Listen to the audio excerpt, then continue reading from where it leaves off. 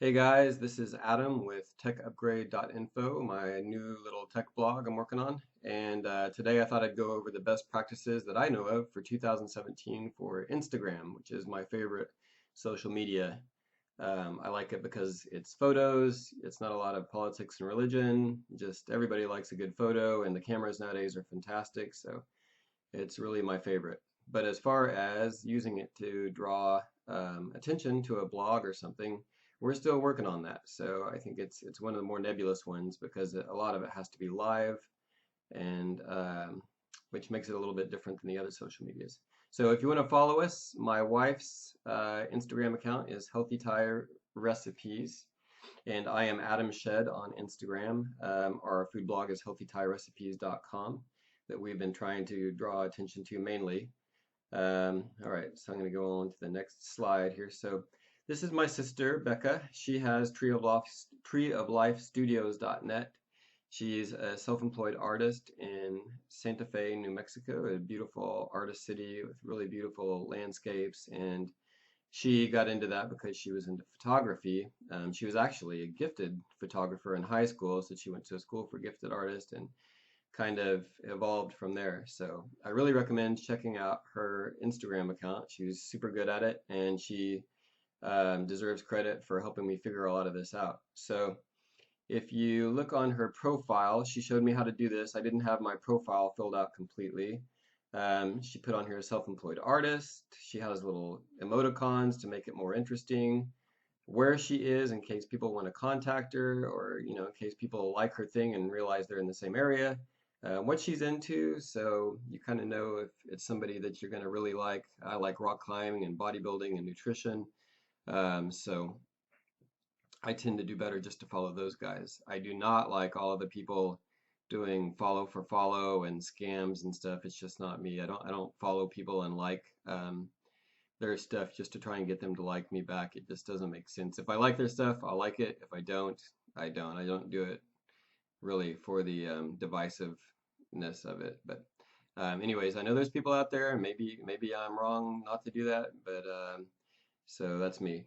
You also want to have your phone number like she has and your email if you're comfortable with that so people can get a hold of you. For her, she sells these beautiful note cards and she's expanding into t-shirts and maybe magnets. And I buy her stuff. It's beautiful, kind of surrealistic a lot of the time, which I like. And so for that reason, she's good to have her phone number and email on there so boutiques can buy her stuff or individuals.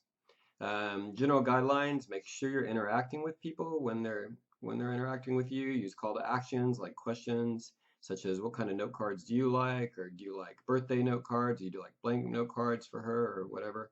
Using the emojis again in your posts. You can advertise a little bit more and get away with it on Instagram because people expect it and it's more acceptable. So use at least 12 tags in your Instagram post, 3 to 4 in the initial post description. Use blue photos when you can because people like them better for some reason. People like faces better also. Use up to 30 of these hashtags. The way she does it, you can follow my little mouse highlighter here.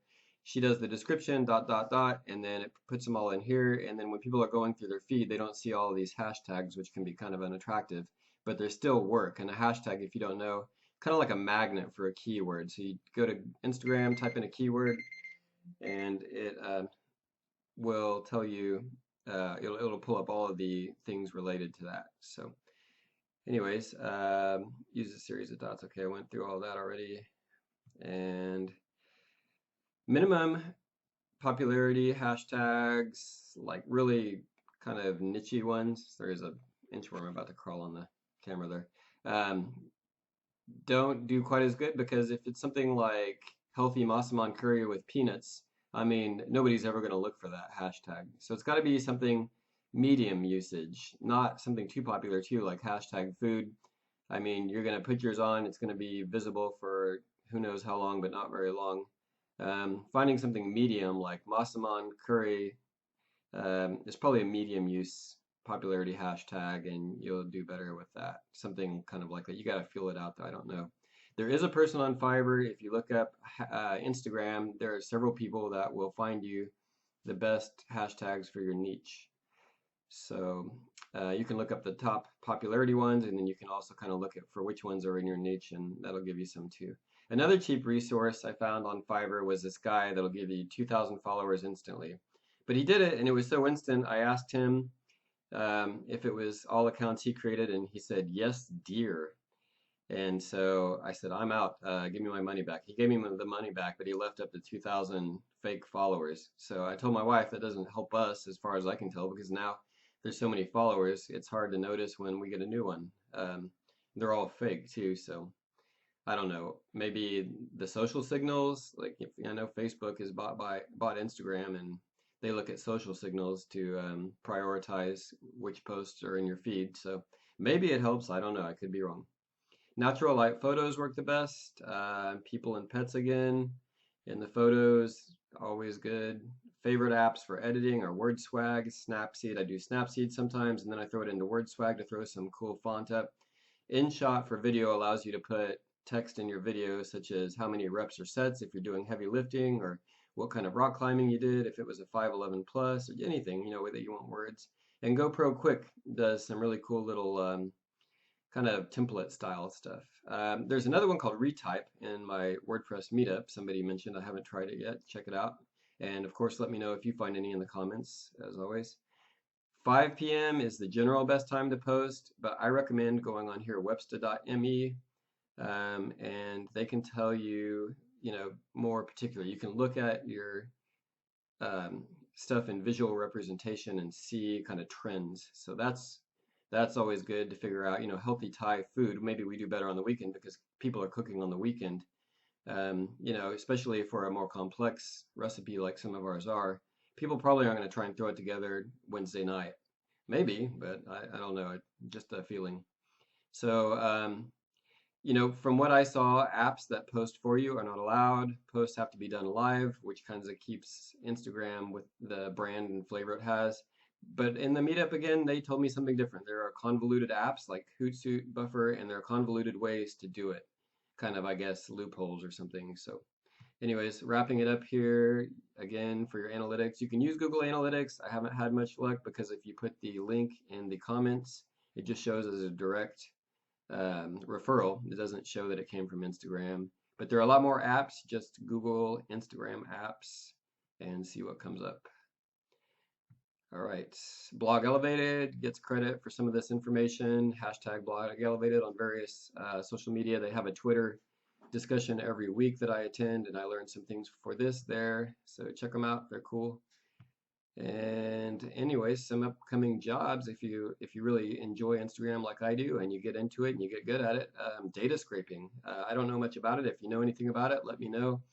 But in our meetup, somebody said that was good. And lastly, Instagram stories. So in the top left corner up here, if you're in the Instagram app, there's the little plus icon. You can throw your story up, like today's Saturday, we're going to go to the museum. And it just kind of shows that people aren't, it shows you see the actors in all their films, but like Mario Lopez and The Rock, you don't know who they really are. But it gives you a chance to show who you really are. And chances are that you really are likable. And I love it. That's one of my favorite things about Instagram. So make sure that you are using your photo of your face instead of a logo if you can. They do better. Again, people just want to see that you really like that in real life and not just kind of a brand. So anyways, all right, thanks for watching. Please subscribe, comment. Let me know what your favorite app is and what you do on Instagram that you like, or what I do that you like, or what you would like to see me do, of course.